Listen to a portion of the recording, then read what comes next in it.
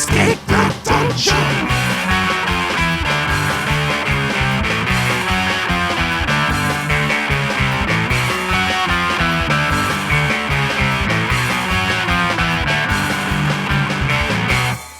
Hello, everybody. This is Escape the Dungeon, the podcast where we ask you to join us as we explore the world beyond the world's oldest role-playing game. My name is Mike Cripps. I will be your master of ceremonies, and I am joined by 3 mystifying players. Zach Brass. Hello. Dom Brass. Hey. And Nate Brass. What's up, Internet? That's me! Each season, we will be playing a different tabletop role-playing game. This season, we are playing Urban Shadows 2nd Edition, a Powered by the Apocalypse game published by Magpie Games. Guys, it's a little weird going back to just the 4 of us, but I mean, we did an entire season like this. So yeah, we just gotta get back into that mindset, that season 1 mindset, and I think we can. Who needed him anyway, right? Yeah, that guy was a nerd. Let's go around the table and everyone say their least favorite thing about Tyler.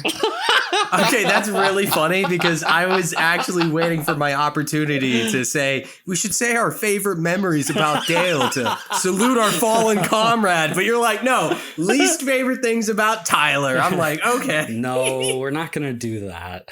You finally picked a fun starting topic.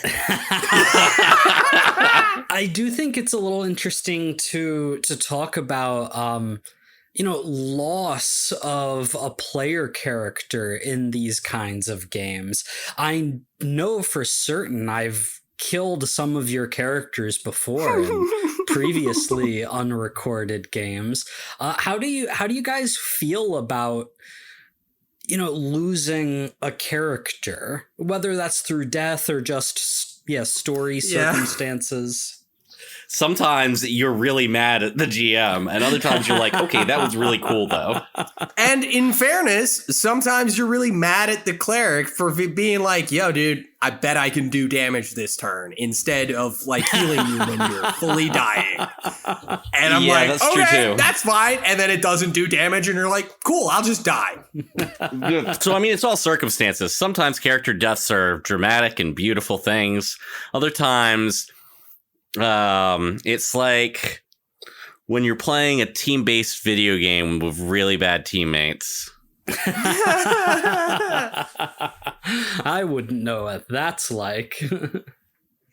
I think it's usually good for the story to switch up the party. I think most of my favorite stories, like between APs and games I've played in, have had either character death or a character missing for some period of time. And sometimes the story just goes in a direction where it really just makes sense for a character to leave, right? Whether that's their story being done or there's maybe tension between the characters and one character, has to decide I can't be a part of this group anymore. Or maybe a character gets dragged off by the feds. Yeah. Or like, like I was going to say, the player character gets really bored of their character and wants to play a different character. A classic. It's a classic, and it's really funny when people pull that in games sometimes. The crazy thing about that in particular, and like, I get it. Sometimes the character you build is just not as fun as you thought they were going to be. But then, like, it's can lead to situations like our old D&D 5e campaign from, several years ago. We'll have to bleep where I just said D&D. Yes. Where it got to a point where there were no original characters left because everybody just kept swapping out their PCs. And it's like, Is that a bad thing though?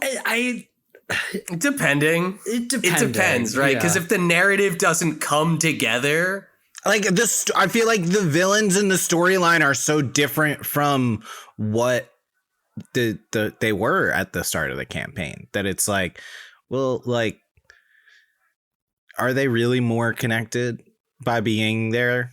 yeah, but like in the context of like people missing sessions, and then like we can't go through this person's arc, and now it's a bunch of random dudes whose arcs are vaguely related. It can get to that point mess. where, like, when you sort of zoom out and like really think about it, it's like, why are any of these characters together? You know, Because they're saving the world.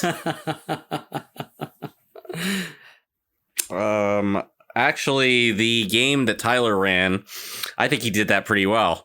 It was kind of gave a little bit of like Borderlands vibes, where like in Borderlands 2, all of the characters from the first game were kind of off doing their own thing and being badasses, but then we had a new party that we were following.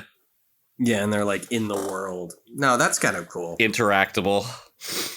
No, there's different ways to do it, but for sure, I definitely saw that in some of the campaigns that I was a part of, where like I just see people switching out all the time, and it got kind of confusing what plot we were following. Mm-hmm. Yeah, I get that.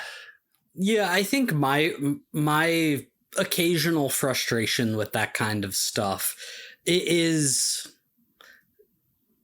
like, well, you know, I introduced this plot thread, 15 levels ago, and none of the characters who originally discovered that are still involved. But like, I guess they've just been telling each other about all of this stuff, like, as people have been coming in and out, and so it sort of makes sense that like these new characters are doing what the old characters were doing, but I barely ever swapped out characters. No, because I'm thinking about that one arc, and I'm thinking about that one arc we were doing when it was just no characters from the original campaign, and it was following my guy a lot, and I was just being evil the whole time, and that was like one of the main story threads. It's like, well, I guess he's being evil, so that's something. So that's fun. Tom being evil in a story. Surprise, surprise. I don't do it that often. Okay? Whatever. I'll agree with Dom. I think his characters don't often go full-blown evil, but you definitely have a sketchy streak, dude.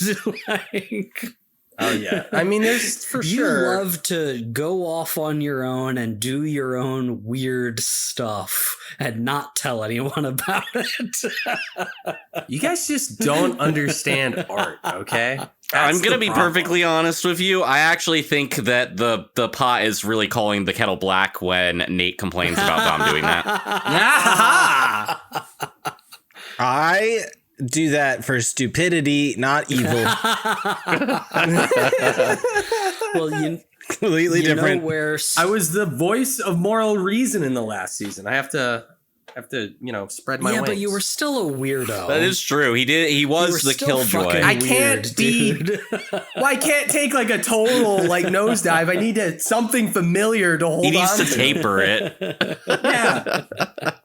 Well, I guess we'll see how you guys do going forward.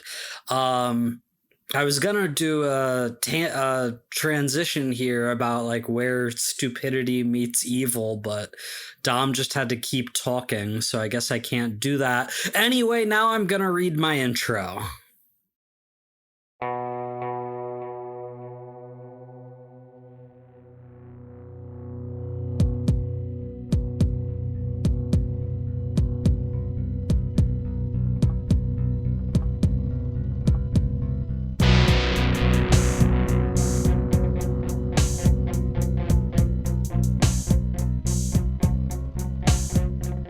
Previously on Urban Shadows, Bobby had an encounter with the reformed One Split in Two, who formally introduced himself as Abner Thane. Thane explained that he seeks to repair the damage done to history and his own existence when the powers that be long ago tried to overthrow his regime. Thane explained that if Bobby would help him gather the power to undo that act, he could also undo the pain and suffering Ezra had inflicted upon his beloved Auntie Evie. All Thane needs is for Bobby to help him get rid of Barkhan and to keep their alliance secret from the rest of the group. Meanwhile, Dale surrendered to the feds to allow Vinny and Hannah to escape arrest and was taken to a secret supernatural prison. And the rest of the group decided it was time to deal with the remnants of Beelzebub and Moose Calhoun once and for all. And so we pick up with Bobby, Ezra, and Cris all packed into Chris's shitty little car. And you guys are heading to the landfill, apparently, this is a true fact, according to Wikipedia, the country's largest landfill just so happens to be outside of Vegas. And this is where the last bit of Moose/Beelzebub to be.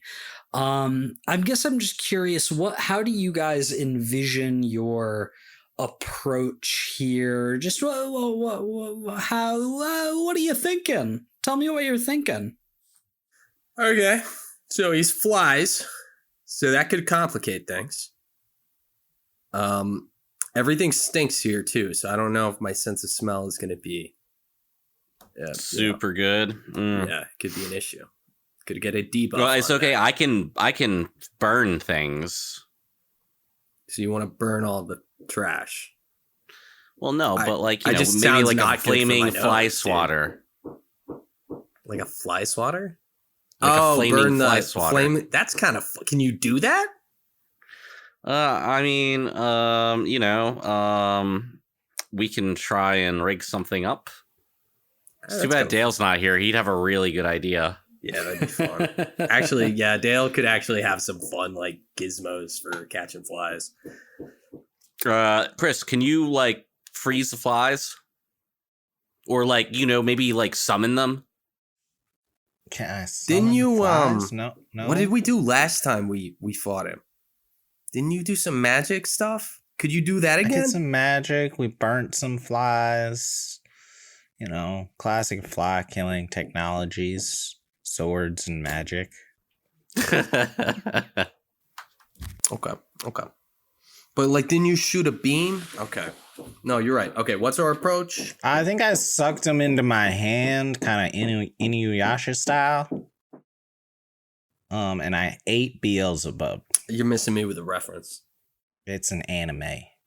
No, I remember that part. I just don't. Yeah, there's a guy who sucks monsters into his hand. Oh, it's one of those kinds of animes? Oh.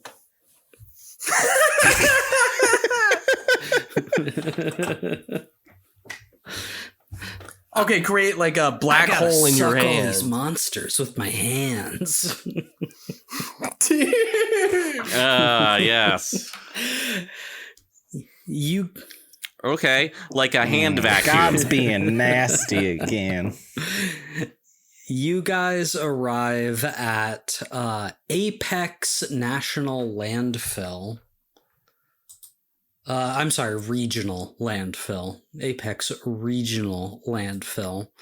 And it's just like big and brown and gray as there are these huge mountains, basically, of dirt and junk as far as the eye can see in the middle of the desert. And when you pull in, you see that there are a few vehicles here, of people who have come to either drop things off or maybe scavenge. And of course, there are people that work at a landfill, but I think there's probably one vehicle that stands out quite a little bit. Tyler, would you like to explain what they see? Tyler, what are you doing here? No. We fired you. Oh no, I've been here the whole time. Tyler's still a part of the game. We tricked you, audience. You idiots. You fell for it. You fucking rubes. Look how dumb you look, you idiot. You thought I would leave? You thought you could get rid of me? Thank you for listening. You guys are cool. Believe in yourself. This car that sticks out. Well, this is a heck of an introduction. I figure you probably have like a wacky vehicle. No, just a classic 1967 Stingray. Yeah, that wouldn't stick out at all in a landfill's parking lot. No, it's a Nova. Stepping out of this Nova is a very tall, slender figure with like platinum blonde hair, like kind of shaped like an ice cream cone swirl.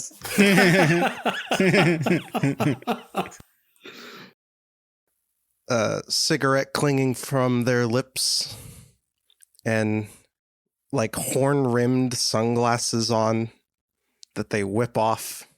Very bony facial structure, and looks at you all and says, "Make way for the Homo Superior."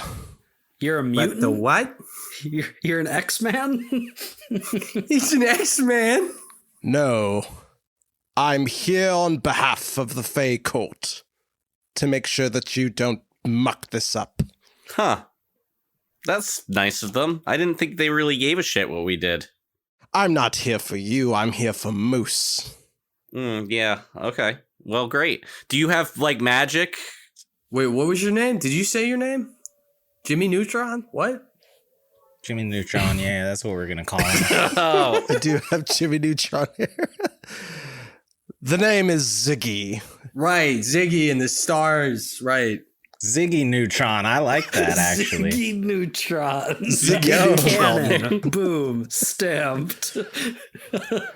Cannon, yes. Ziggy Neutron is my name. wow. Damn, that's a really good one. It's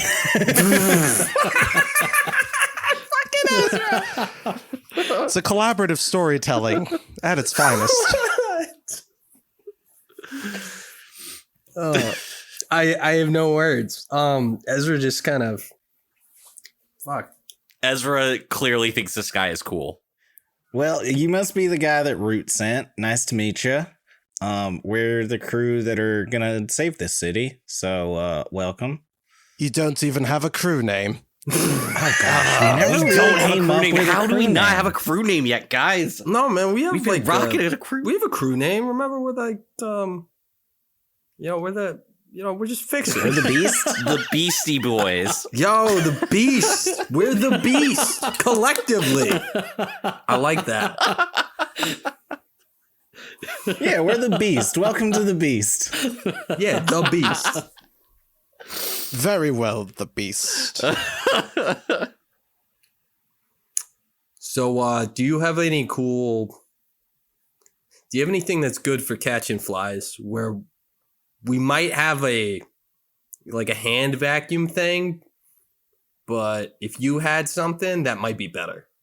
It's probably not the kind of hand vacuum you're thinking of, though. No, it's definitely not. Well, I can keep you alive. Good enough for mean, me. Yeah, that will help. Let's for go Sure, demon hunting. All right. Back out to the good old days. A nice old simple demon hunt, you know? Not What if we in had like a mission 15 like this? episodes. when we killed your buddy like a week ago, a couple weeks ago, probably a couple months ago at this point. I don't know but how like, time works. Simpler mean, times. Campaign. You only kill a demon so many times. It was actually kind of a big highlight. I know, it's just like, it's honestly kind of a recurring thing for our group because, you know, after this, we do have another demon to kill. So it just feels like. Well, it doesn't feel recurring yet. Not like a rare thing. I mean, this is 2 of 3 that we know that we have to do. Plus, there's the one that got you addicted to drugs that, you know, we probably should take out at some point, maybe post-campaign, but maybe during the campaign. So that's at least 4. And I feel like 4 is recurring. Yeah, and I gotta be honest, guys, I'm a little worried about my sister, so it might have to be 5. What? Okay, that's a jump. Kill Ezra's sister. I mean, I'm generally comfortable with this, but I feel weird and put up like. And what? does anyone really think we're gonna end this series without a fight to the death between Bobby and Ezra? Better knock it up to 6. It's not gonna. The problem is we're not gonna get 6 because there's no way Bobby wins that fight. Wow. Okay. If the series doesn't end that way, I've done a terrible job as the master of ceremonies. So now that you have met up with Ziggy, Tyler, Ziggy is they, them. Is that right? Ziggy is Ziggy. Ziggy is Ziggy. Okay. Zay Zem. A.M. Yes, you could use Zay Zen for short. Now that you have grouped up with Zem, you're all able to, hop the fence, get into the landfill, start looking around, and as you do, there sure do seem to be a lot of flies. That's probably normal, right? Flamethrower? Yeah, I kind of think flamethrower seems good. I mean, they're right there, and I don't have a flamethrower, so I think you got this. Okay. Well,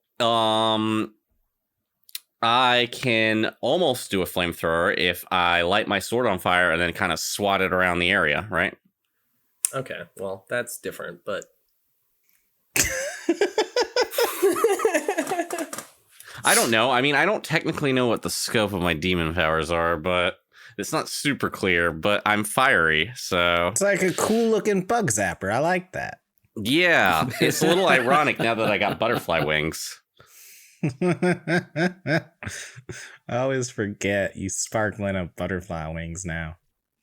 what? Yeah, you could try to swat them into the black hole that we're pretty sure we can make. Right? You did something like this before, right?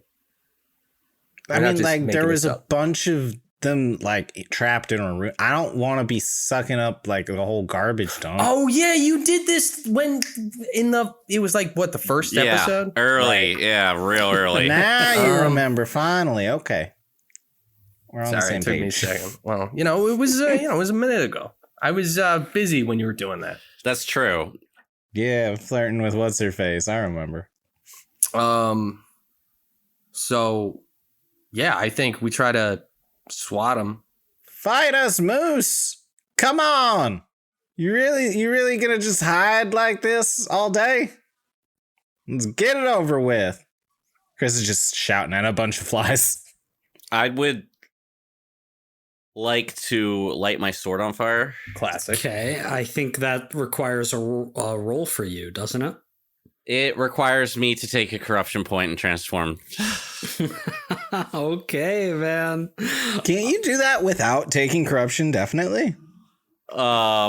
He can. He just chooses to always take corruption. You can roll, but like there's a risk that it doesn't work, and then if you use corruption, you just get all of the abilities. Whereas if you roll, you probably only get like 2 of the abilities. So, all right, you do you, man. You do you. Okay, yes. All right, Zach, mark corruption again. I've still got plenty. Sure, tell yourself that. Where are you at? He's gonna keep telling himself that. I have fully marked up 2, and I'm after this one 1 away from my 3rd. So you've got like 11 total more corruption points you can mark. Good to know. Yeah, so that's plenty. So mark corruption, Zach, and Ezra enters his new butterfly demon form. I like that he does a whole transformation sequence where he comes out of a flaming cocoon for this one.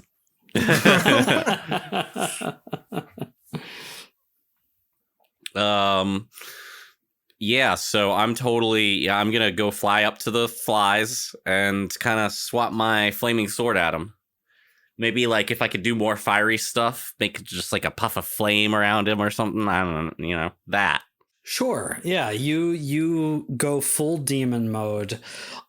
You fly up to the nearest group of flies that are just sort of sitting on a piece of landfill, a big mound, and you absolutely incinerate them. Just little tiny piles of ashes are all that's left. But then you see, more flies sort of buzzing around from another direction and more from another. This place is absolutely infested with them. And like I said, it is huge. And as you guys start getting to work, just sort of lighting up any flies that you happen to see, there you see like some smaller piles of rubble and landfill starting to like shake a little bit, and crawling out of it you see a number of imps that have apparently made this place their home, and as they're like wiping themselves off of the dirt and debris, the biggest of them, which is only about like 3 feet tall, sort of flies on its comically little wings over towards you. All right, what's all this then? What's the meaning of this? Hello, I'm Chris. These are my friends. We are the Beast. We're just looking for Moose Calhoun. He turned into a swarm of flies and then flew over here, so... When did we move to England? I brought England with me. No, I like it. I wanted to make you It's guys just funny feel that you more both at introduced home. British characters at the same time.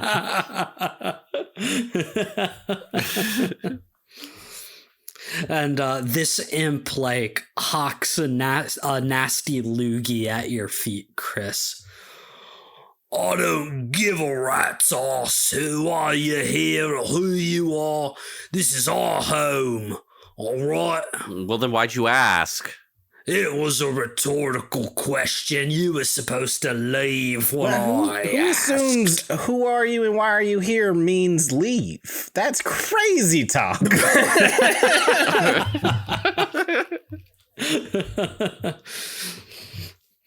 Oi, you insulting my culture? Yes. Yeah, a little bit. That's how we do things. In the Vegas? That's how we do things in the dump. Okay. Well, we're gonna just keep doing this real quick then, and once we're done, we'll leave. How's that? You and your sparkly little wings ain't gonna do nothing, butterfly man. Fucking butterfly, Hey, man. don't Don't make make- fun of my friend's beautiful wings, okay? You're just jealous. He is majestic, That's a motherfucker. word. I'm going to walk up to this imp and poke him. Oi, what's the meaning of this then and this then? I'm using one of my fairy powers, Bedlam. You touch a target to place them in a specific emotional state, your choice for the scene. Mark corruption to have that emotion directed toward a target of your choosing. I'm touching the simp, and I'm going to put him in a helpful emotional state. Nice. Oh, man. Adoration, but helpful is good. I think this guy that's a great move, Ziggy. I don't think this guy's gonna let you just walk up to him. But I think if somebody can create a distraction or opening for you, that might give you the opportunity to do that. It sounded like Cris was the one who's sort of taking the lead here. Cris, I think especially, with your relationship with the Fae, it makes sense for you to help Ziggy out here. How about you give me a roll with mind to distract this imp and maybe create an opportunity for Ziggy here? Ha 11. Nice. An 11, great. So you're going to get to pick 3 of these things, create an opportunity, expose a weakness or flaw, confuse them for some time, or avoid further entanglement. I would like to create an opportunity for my ally. Confuse this imp for some time and expose a weakness or flaw. Yeah, and because you see there's more than one imp here, and the rest, there's maybe like 1 or 2 dozen of these little demons that are sort of gathering around, perching on top of the hills of landfill to watch all this. But their attention is fully on Cris, as this one larger imp is just sort of berating you and telling you to get out, and gives Ziggy the perfect opportunity to sneak up, touch him, and use this fairy magic. Ziggy, why'd you just pat him on the ass? This fucker. Because he's flying, it's as high as I could reach. Trust me, I did not enjoy that. Nice. He's like wiping off his hand with some wet wipes. No, yeah, Ziggy pulls out a handkerchief and just like wipes his hand over with it. Just like visually, how does Ziggy's powers manifest? Like, is there a particular color or like thematic thing that happens as Ziggy channels this power? So when I poke this imp, there's like a little ripple, like you're seeing heat, like off of asphalt, that kind of shimmer kind of thing, but also with like a black sparkly aura with it, just for this thing. And my other powers look different. As this aura sort of pops up for a second and washes over this imp, Cris, you see that his eyes glaze over, jaw goes slack for a second before he shakes himself out of his stupor. Says, "Oi, no, you're right. It didn't make no lick of sense when I asked you who you were and why you were here, and me expecting you to not really answer that question. You're outsiders. You couldn't possibly understand the intricacies of landfill imp culture. That was my insensitivity to outside peoples, and I do hope you will accept my most humble apology." Oh, we do accept your apologies. And I was just wondering, woman to imp, if we could make a deal and you would be willing to, sell out Moose and tell us exactly where he's hiding. And this imp, who obviously has been wearing a bowler hat this entire time, takes it off and sort of scratches his head, and he says,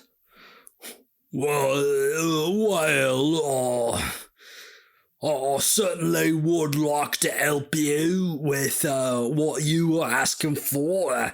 It's strange how helpful I feel all of a sudden, but I do. But you're putting me in a bit of a sticky wicket, if you understand the meaning. Oh my God. Yes. Sticky wicket. Do you even know what that means? No. You say me and the fellas, we was having a tea time, we was, a few weeks ago, watching the telly, watching our football game. Shut the fuck up. All right, get to the point. Yeah. From the boot of your car, we get it. We took the lift. Hanging out in the garage. All right. Yes. Go on. And then Moose. And after the crumpets.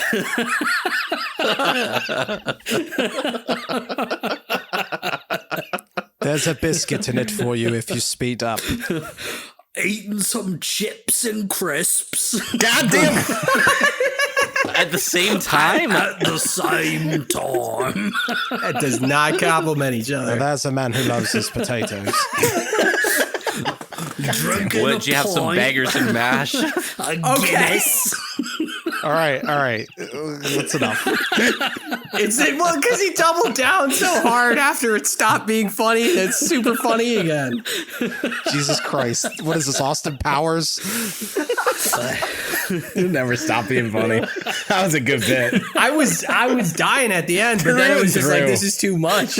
You got me back. Bangers and mash. Okay. No, that was me mates. I'm bangers. That's mash. Cool. That's chips. That's crisps. I thought the big guy would be Ben, but that's on me.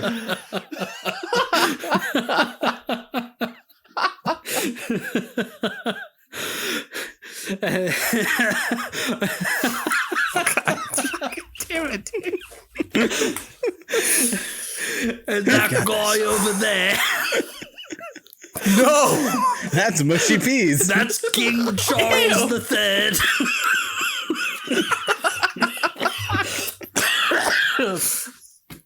"Oh, I'm getting lightheaded, guys." Guy. I know. The point was, me and all my boys, we were gathered round when this big old swarm of flies came swooping down into me dump. And, usually such a sight wouldn't be too out of the ordinary, considering, where this is. But, then the swarm, it started talking to us, chatting us up, you say. And, well, it said it wasn't a normal swarm of flies, and personally I was inclined to believe that, seeing as how it was speaking. And, Don't tell me you're engaged to the fly swarm.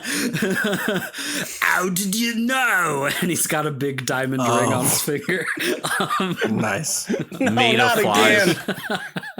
Oh, in Dale's honor, I am here to ruin another marriage. The swarm introduced itself as Moose Calhoun, the name you was asking about you was, and we made a deal with it. We agreed to allow it to spend its time here, said it needed to do some healing, and in exchange it would help us dig through some of the artifacts that are lost away here in the landfill.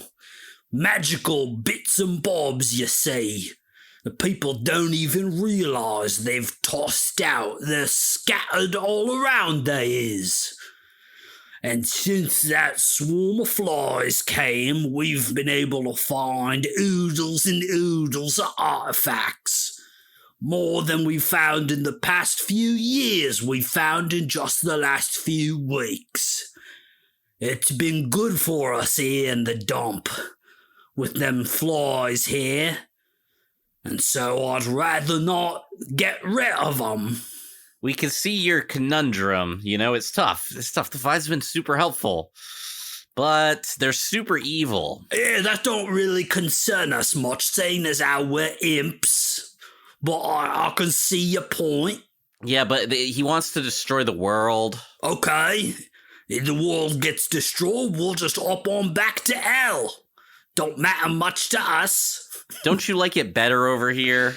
Well, I suppose it is pretty nice. Don't you remember how much hell sucked? Hell does kinda suck now that I think about it. Can't even get a good order of fish and chips in hell, you can't. Exactly. Basically, what you're saying is this guy's going to take away fish and chips for you forever in exchange for a few magic artifacts.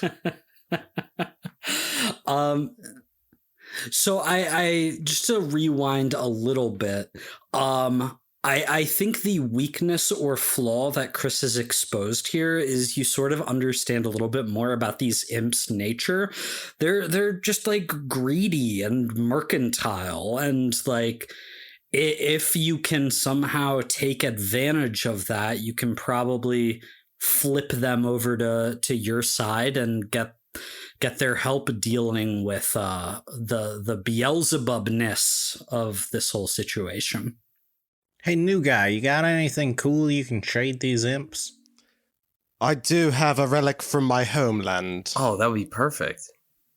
Is it gold? It's this. And Ziggy does that like thing magicians do where like they flick their wrists and a card pops up into their fingers. But it's a whole deck of cards. And this imp bangers as he's introduced himself.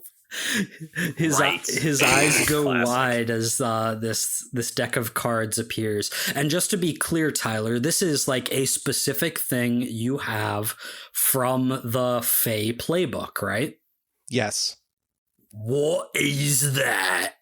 It is a true magical card deck of cards.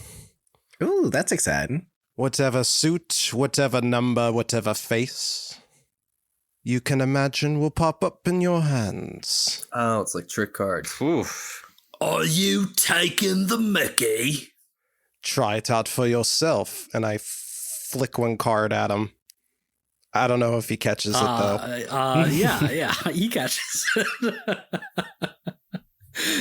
And he looks at it and goes, "Oh, you bloody dodgy cheeky bloke.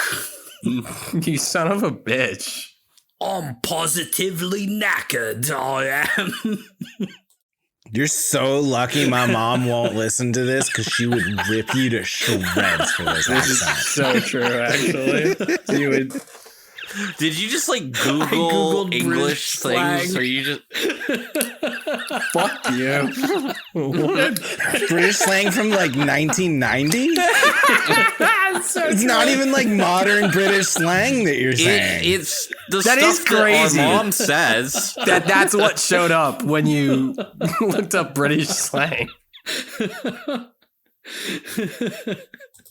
This must have cost you so much quid. Shut up. Quit. Bob's Okay, your bro. uncle.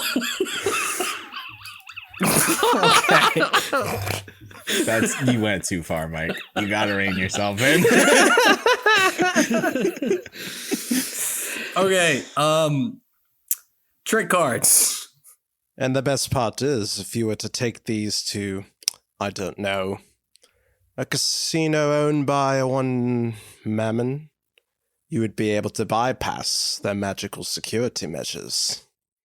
The demon or the imps all look at each other and they're like, rhubarb, rhubarb, rhubarb, peas and cats, peas and cats, peas and cats, as they're muttering to each other. You would give us this in exchange for most Calhoun. Oh, I'm not much of a gambler. I make my own luck. Oh, that was smooth. It I was, like actually. that. Ziggy, go ahead. Ziggy, go ahead and roll with heart to persuade an NPC. I got a 7. A 7. Okay, so they counter your offer or demand a debt, a favor, resources before agreeing to follow through. And so you can see that you've got them on the line. This Fey artifact that you have is so tantalizing, but they're not quite ready to get reeled in. You know, you need to throw one more little juicy tidbit in there to really get them on your side. Of course, no one can go to such a refined establishment without a wardrobe to match their station. Nice. Not where I thought. Are you saying you could get me a fancy new bowler hat? I'm saying I can give you an entire makeover. I mean, you could have just given him a hat.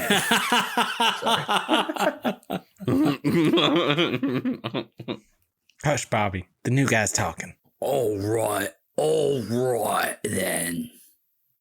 I've always wanted to be pretty. If you and your fairy court can make us so pretty, we look like we never lived in a landfill. That's the idea. And we got to keep this deck of cards. Then you have yourself a deal. A deal it is. And Bangers offers Ziggy a like 3-fingered, 3-clawed hand to shake and close the deal. Ziggy shakes it. Alrighty then. Lads, it's time to go exterminating here. These flies have had enough time. Root them out. Yeah, I'm the exterminator. I'm excited for this. And so this small horde of imps, they start scattering over the landfill. And they like pick up, you know, like rusted pots and pans and like start banging them together, and like they're just knocking things over and creating like chaos that's making this landfill even messier and more unpleasant to be around.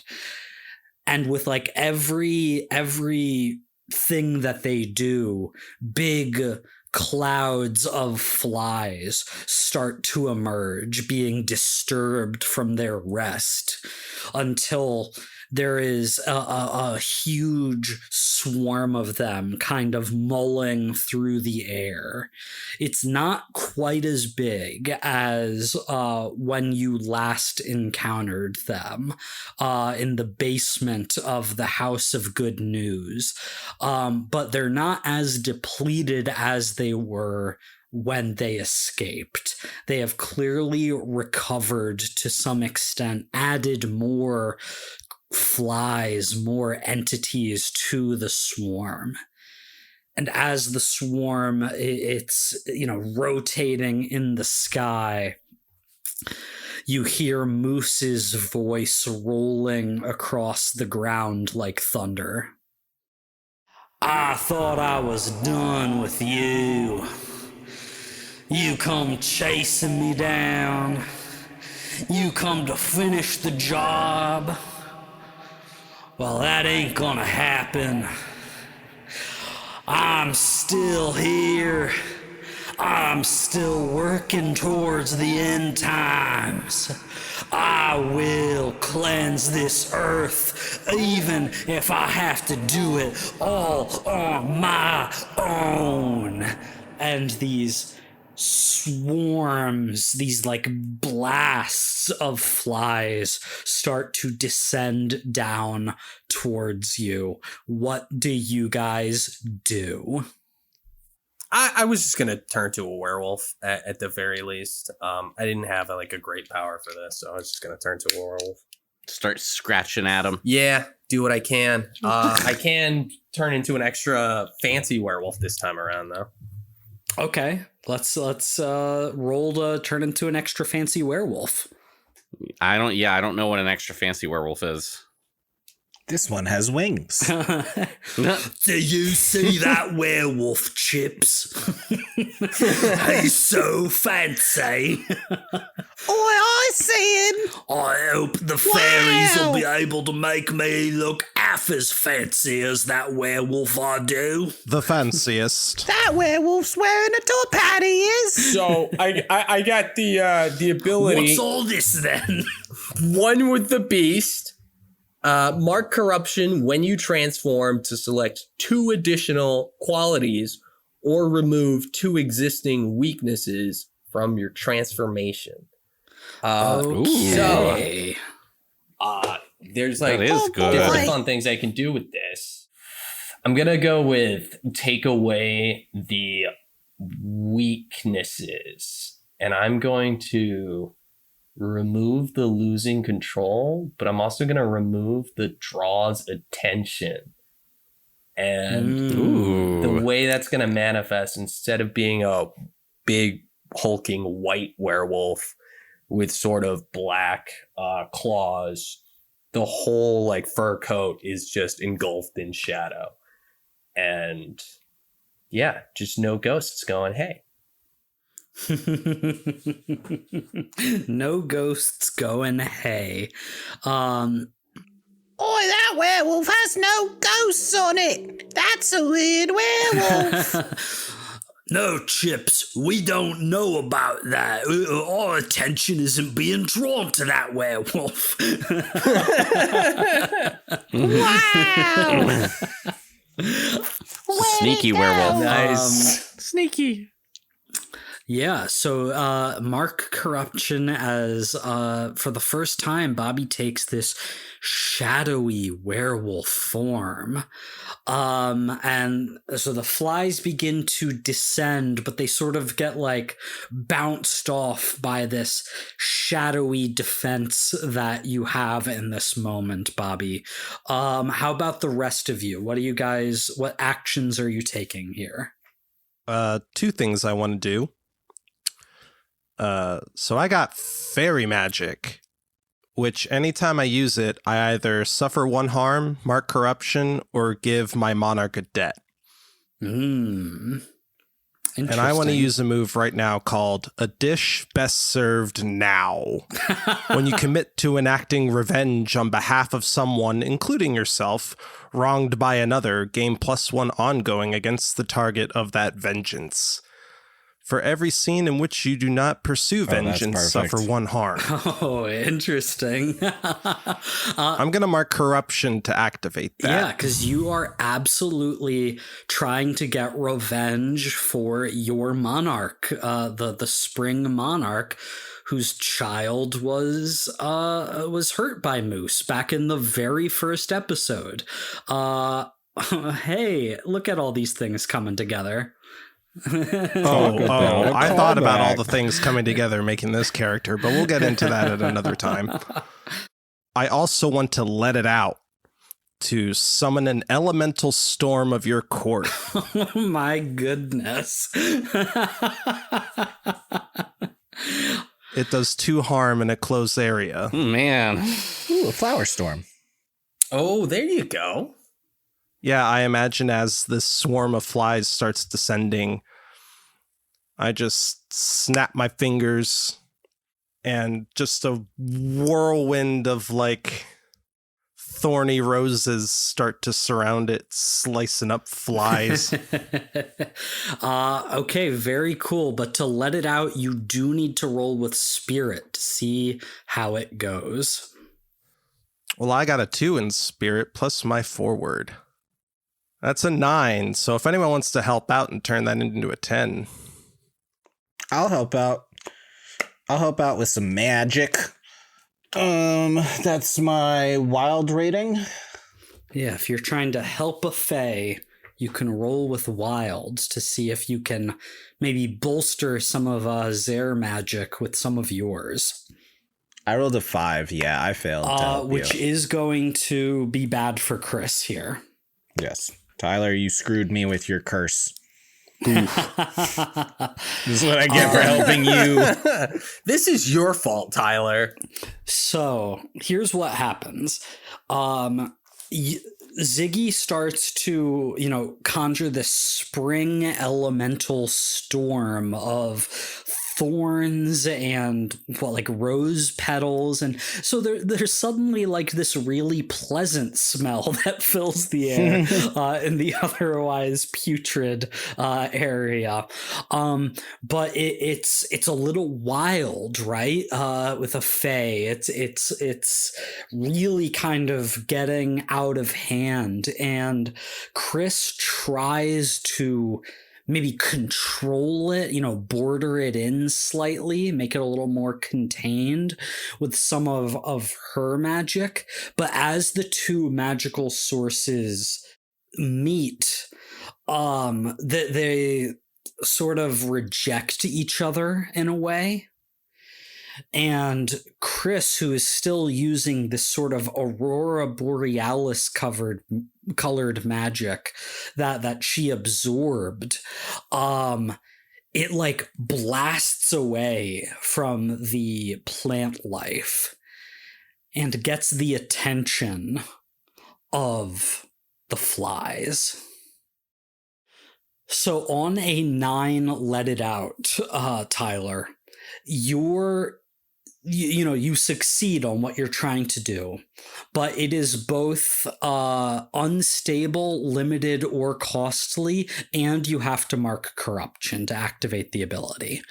So mark that. Unstable, right? Totally unstable. Yeah, I think the way I was describing it was definitely unstable. So like you are now kind of all caught in the area of effect, so to speak, of this, razor sharp storm that Ziggy has brought forth.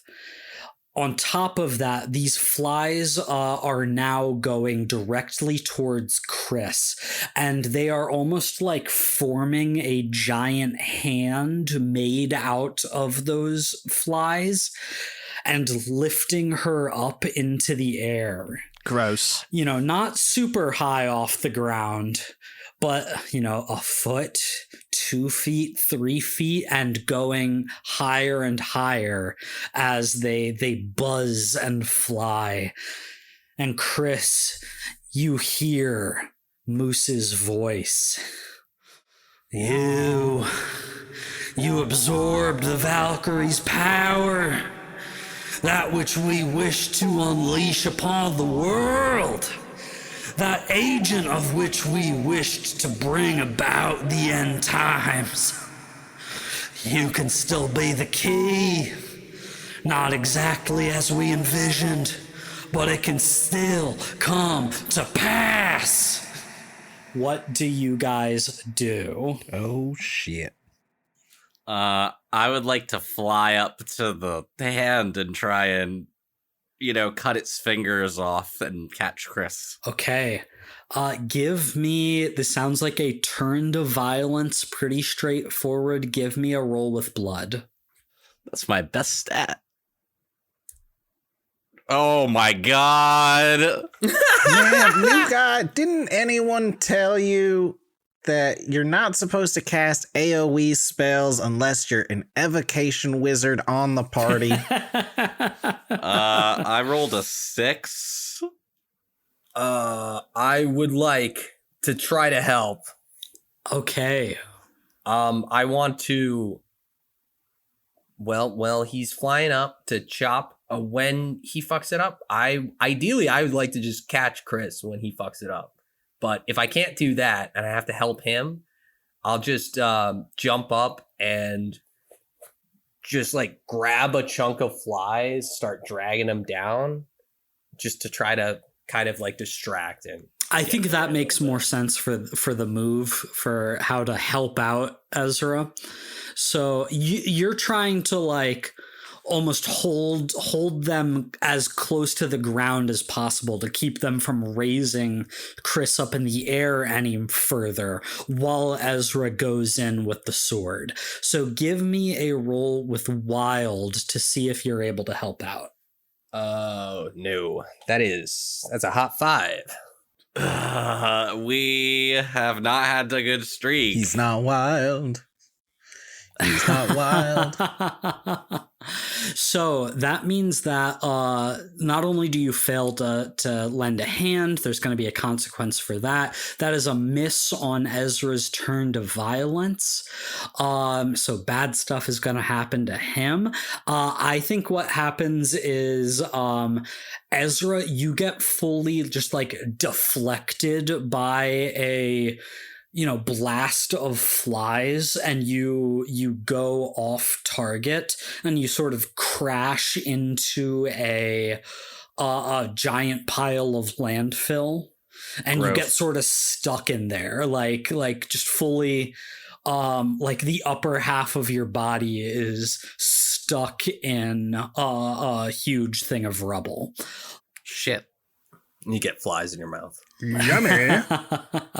Bobby, you lose grasp of the flies, the fly hand that you're trying to keep close to the earth, and they redouble their efforts, and they sort of knock you off balance. You go just like falling prone, nothing too crazy for you, but Cris is now getting elevated even higher up into the air. She's now like 10 feet up in the air, just being suspended by this fist of flies. Yeah, I'm afraid of heights. And I think, Cris, I would actually also like you to just mark 1 harm. The fuck?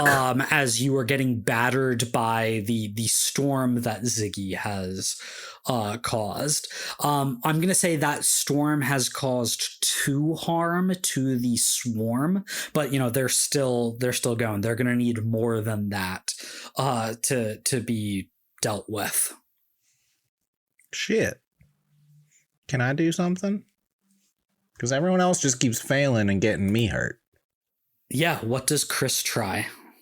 I would like to start by channeling some energy into my magic stones. Sure. That is an 11. Oh, finally. So I got 3 magic stones. You've got 3 magic. And then I think I'm going to spend 2 of those right away to cast stun on a small group. To stun, actually 3. I'm going to use all 3 to target a medium group and try to stun as many of these flies as possible. Okay, so Cris starts to channel this magic, is able to conjure forth as much as she possibly can, and then immediately expends all of it in this blast of, shifting colored energy that reverberates through the majority of the swarm. And they do get stunned, Cris. Their grip around you does begin to loosen. But as it does, you begin to fall.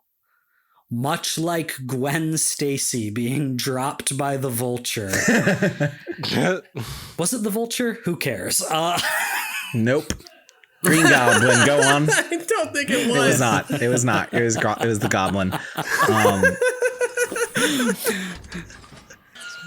Different Spider-Man franchise.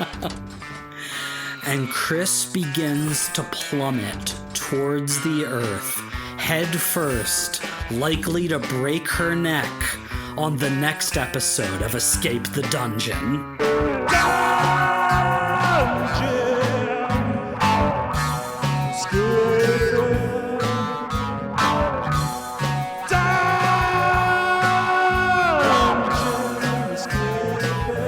Thank you for listening to Escape the Dungeon. Escape the Dungeon is created by Dom Brass, Nate Brass, Zach Brass, and Mike Cripps, with editing and original music by Tyler Knittle. If you enjoyed this show, please consider subscribing and leaving a 5-star review on your favorite podcast app.